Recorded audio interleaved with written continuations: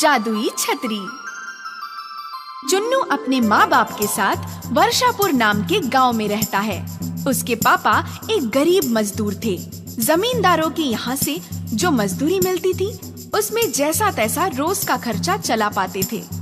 ऐसे में अगर कोई और खर्चा आ जाता तो ऐसे लगता जैसे सिर पर पहाड़ टूट पड़ा हो। हर साल की तरह इस साल भी बारिश शुरू हो गई थी। चुन्नू बिना छतरी के जैसे तैसे स्कूल पहुंचा तो लेट हो गया। उसे देखते ही टीचर ने कहा, चुन्नू वहीं रुक जाओ। कितनी बार कहा है तुमसे, बरसात में भीगते हुए मत आया करो, छतरी लेकर आया करो। टीचर जी वो टीचर छतरी होगी तो लाएगा ना। हर साल कहता है अगले साल छतरी लेकर आऊंगा और लाता नहीं है, कंजूस कहीं का। चुन्नू तुम छतरी लेकर क्यों नहीं आते? टीचर जी मेरे पास छतरी नहीं है। तो पापा से कहो हाट से खरीद लाए। ये देखो, ये देख, मेरे बापू ने ये छतरी लेकर दी है। देखो चुन्नू, मैं तुम्हें इस तरह भीगा हुआ क्लास में बैठने नहीं दे सकती। पूरी क्लास गंदी हो जाती है। तुम घर जाओ, कल आना या वहीं खड़े रहकर सुनो मैं क्या पढ़ा रही हूँ। और चुन्नू पूरे दिन उसी दरवाजे के पास तो कभी खिड़की के पास खड़ा टीचर को देखता रहा। वो क्या पढ़ा रही थी सुनता रहा। दूसरे दिन उसने सोचा बारिश शुरू होने से पहले ही वो स्कूल चला जाएगा, मगर जैसे ही वो निकलने लगा अचानक बारिश शुरू हो गई। अरे बारिश तो जोरों से शुरू हो गई। बापू मुझे छतरी लेकर दो ना। लेकर दूंगा बेटा, जल्दी ही लेकर दूंगा। हर साल आप यही कहते हो, फिर मेरा बेटा पूरे साल बारिश से बच बच कर जाता है, पढ़ता है और फिर दूसरे साल वही समस्या। क्या करूं फुलवा, पूरे साल तो मेहनत करता हूँ पर इतना कमा ही नहीं पाता कि 2 वक्त की रोटी के सिवा भी कुछ जुटा सकूं। माफ करना चुन्नू बेटा, मैं तेरे लिए एक छोटी सी छतरी भी नहीं ले पा रहा। दुखी मत होइए बापू, मैं चला जाऊंगा। अरे कैसे चला जाएगा? बारिश। माँ मैं पेड़ के नीचे नीचे से होता हुआ बचता बचता स्कूल तक पहुंच जाऊंगा। बाय अम्मा बापू। अरे लेकिन चुन्नू बारिश से बचता हुआ भागकर एक पेड़ के नीचे पहुंचता है। कुछ देर वेट करता है मगर बारिश है कि थमने का नाम ही नहीं ले रही। वो कुछ देर ऊपर की तरफ देखता है। आसमान पूरी तरह काला है। ओह बादल तो बहुत गिरे हुए हैं। लगता है आज स्कूल में बहुत लेट हो जाऊंगा। मुझे चलना चाहिए। अगर कुछ देर और ऐसी बारिश रही तो मैं कमर तक भीग जाऊंगा। फिर मेरा स्कूल ड्रेस भीग गया तो टीचर भी वैसे ही क्लास में नहीं आने देगी।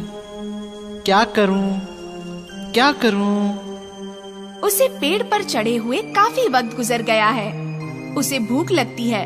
वो अपना पेट पकड़ता है। उसे जोरों की भूख लग जाती है। सोचता है पता नहीं कब बारिश बंद हो, क्यों ना तब तक अपने स्कूल का टिफिन खा लूं। और वो अपने स्कूल बैग से अपना टिफिन निकालता है। उसमें रोटी और बुक्का किया हुआ प्याज है। तभी उसे पानी में नीचे छप छप की आवाज आती है। वो देखता है तो एक साधु चलता हुआ उसी पेड़ के नीचे आकर रुक जाता है। चुन्नू उसे देखता है, फिर अपने भूख का एहसास करके रोटी प्याज के साथ खाने लगता है। साधु उसे खाता हुआ देखता है। चुन्नू दूसरा निवाला खाता है तो देखता है साधु उसे खाता हुआ देख रहा है। वो तीसरा निवाला खाता है तब भी साधु उसे देख रहा है। साधु उसे देख रहा है, ये देख चुन्नू कहता है, बाबा खाओगे? 2 निवाले खिला दोगे तो भला हो जाएगा बच्चा। आज वर्षा की वजह से भिक्षा नहीं मिल पाई है। 2 निवाले क्या बाबा, 2 रोटी खा सकते हो, पर रोटी के साथ सब्जी नहीं है, सिर्फ मुक्का मारा हुआ प्याज है। जब भूख लगी हो तो हर खाना पंच पकवान लगता है बच्चे। लीजिए। किंतु तुम इस वृक्ष पर क्यों बैठे हो बच्चे? स्कूल जा रहा था बाबा। बारिश तेज हो रही है। पेड़ के घने पत्तों में बचने के लिए यहाँ बैठ गया। छाता नहीं है तुम्हारे पास? नहीं बाबा, बापू से कहा था लेकर दे दो, वो थोड़ा लेकर दे देंगे। ये लो बच्चा, मेरे पास एक छाता है, तुम ले लो। कमाल है बाबा, छाता होते हुए भी आप बारिश में भीगते हुए आए। हम साधुओं को छाते की क्या जरूरत? हम साधुओं को छाते का क्या काम? ठंडी, गर्मी, बारिश, कुछ भी हो, हम तो कुदरत के हर रूप का आनंद लेते हैं। वाह, आत्मा तृप्त हो गई बच्चा, जाओ खुश रहो। कहता हुआ साधु वहाँ से चला जाता है। उसके जाने के बाद चुन्नू भी पेड़ से उतरता है और छतरी खोलता हुआ स्कूल पहुँच जाता है। स्कूल में सभी उसे इतनी बढ़िया छतरी लिए आया देख चौंक जाते हैं। अरे चुन्नू, आज छतरी होकर भी तुम लेट हो गए। अब तो स्कूल छूटने का टाइम हो गया है। कल से लेट नहीं होऊंगा टीचर जी, अभी अभी छतरी मिली है मुझे। जरूर कहीं से चुराया होगा गप्पू।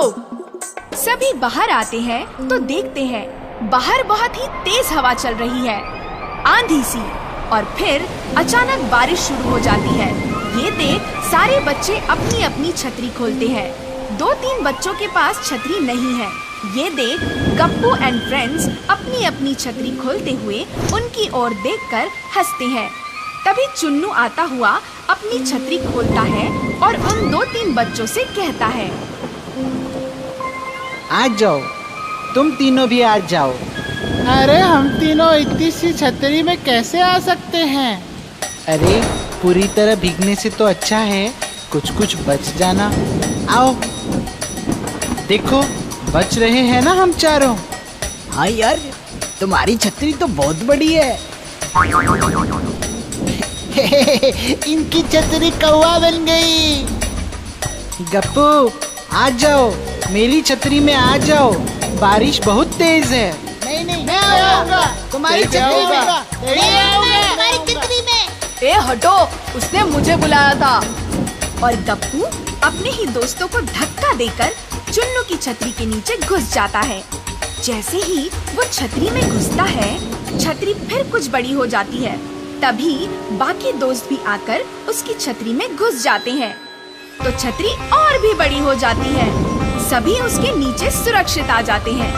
सभी गांव की ओर चल देते हैं। अब रास्ते में एक एक करके कई लोग मिलते हैं। वे भी चुन्नू की छतरी में घुस जाते हैं। धीरे धीरे छतरी इतनी बड़ी हो जाती है कि ऐसा लगता है जैसे चुन्नू नहीं, कृष्ण भगवान है, जो गोवर्धन पर्वत उठाए उनके साथ चले जा रहे हैं। जमींदार साहब, आप यहाँ? हमें बुला लिया होता, कुछ काम? हमने सुना है तुम्हारे बेटे के पास इतनी बड़ी छतरी है कि पूरा गांव उसके नीचे बारिश से बचता हुआ आ गया। नहीं तो ये देखिए, ये तो बहुत छोटी सी छतरी है, एक बच्चे को बचाने के बराबर। ऐसा कैसे हो सकता है? हमने खुद अपनी आंखों से देखा था। देखा है ना छोटी ही छतरी, पर मैंने तो देखा था। जमींदार साहब, हमें भी भीगने से बचा लो। अरे ये छतरी तो बड़ी होती जा रही है। देखा, मैंने कहा था ना। चुन्नू बेटा, तुम्हें ये छतरी कहाँ से मिली? ये मुझे आज एक साधु बाबा ने दी थी। ओह, तभी ये जादुई छतरी है। इससे तो हम पूरे साल के लिए पानी स्टोर कर सकते हैं। कैसे जमींदार साहब? इसके नीचे जितने भी इंसान आते हैं, ये उतनी ही बड़ी होती चली जाती है। हम अपने गांव और तालाब के बीच चुन्नू को ये छतरी लेकर खड़ा कर देंगे। फिर उसके नीचे चुन्नू के एक तरफ तालाब तक, दूसरी तरफ नहर तक गांव वाले खड़े कर देंगे। उन्हें पानी से बचने के लिए छतरी तालाब से नहर तक बड़ी हो जाएगी। फिर जो भी बारिश का पानी गिरेगा, तालाब और नदी में गिरेगा। पूरे साल भर की पानी की समस्या हल हो जाएगी। और और जमींदार के कहने पर चुन्नू ने वैसा ही किया और सचमुच बारिश का पानी छतरी पर से होता हुआ एक तरफ तालाब और दूसरी तरफ नहर में गिरता रहा। फिर तो ये सिलसिला रोज चलने लगा। जब भी बारिश होती, नहर और तालाब ही नहीं भर जाते, बल्कि उन खेतों को भी ज्यादा बारिश से बचा लिया जाता जिनका अधिक बारिश की वजह से नुकसान हो सकता था। फिर तो पूरे गांव में चुन्नू की वाहवाही हो जाती है। बेटा, इतने सालों से तुम एक छतरी के लिए तरस रहे थे। अब देखो, तुम्हें ऐसी छतरी मिली है कि तुम हमारी ही नहीं, पूरे गांव की रक्षा कर रहे हो। हमें स्कूल में पढ़ाया गया था बापू, सब्र का फल हमेशा मीठा होता है।